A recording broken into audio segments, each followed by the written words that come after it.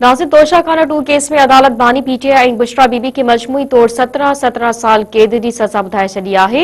रावलपिंडी अदालत जे स्पेशल जज शाहरुख अर्शमंद केस जो फ़ैसिलो ॿुधाए छॾियो आहे।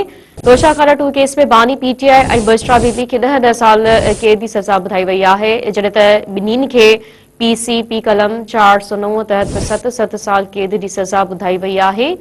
बानी पीटीआई बुशरा बीबी के मजमूई तौर 17 साल कैद ऐं 1 करोड़ रुपया दंड जी सज़ा ॿुधाई वई आहे। ब्रेकिंग न्यूज़ अवां खे ॾियूं पिया।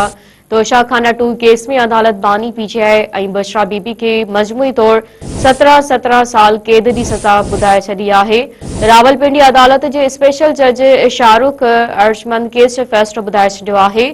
तोशाखाना 2 केस में बानी पीटीआई ऐं बुशरा बीबी खे 10 साल कैद जी सज़ा ॿुधाई वई आहे, जॾहिं त ॿिन्हिनि खे पीपीसी कलम 409 तहत 7 साल कैद जी सज़ा ॿुधाई वई आहे। बानी पीटीआई ऐं बुशरा बीबी खे मजमूई तौर 17 साल कैद ऐं 1 करोड़ रुपया दंड जी सज़ा ॿुधाई वई आहे।